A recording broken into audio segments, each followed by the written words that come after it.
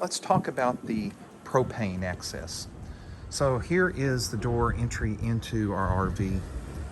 Right below it to the left is the access point for the propane.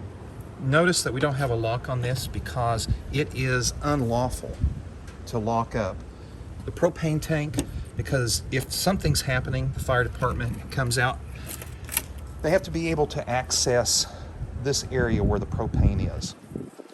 So this is the propane tank. It's a tank that's built into the RV. And what we want to be able to do is understand that first thing is, here is the knob to turn on the RV gas. So I'm going to turn it counterclockwise. That turns it on. This is the gauge. Notice the gauge is reading full. You can watch how much gas that you're using as you heat and cook, especially on those cold days.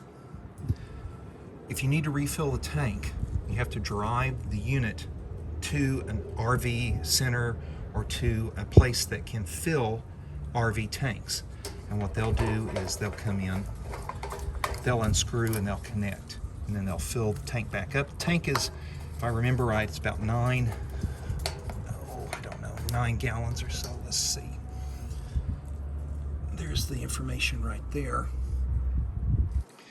But what I've done is, it is an inconvenience to have to break camp and go fill this up and come back and then set back up again. So we've added this adapter system to where if you have a propane tank, like the propane tank on a grill, that you can come in and connect right here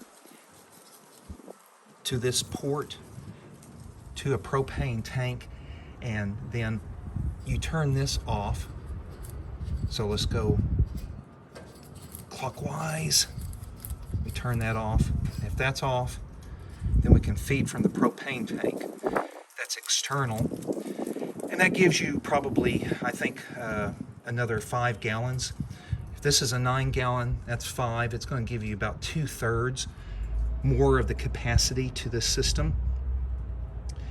And so if you need to do that, we have a tube that we screw in here, and we screw it into the propane tank, and it can set external. Now, I'm not providing the propane tank, but if you ask, I should have an extra that sits around here that we could load up into the RV. So when you have it turned on, just close up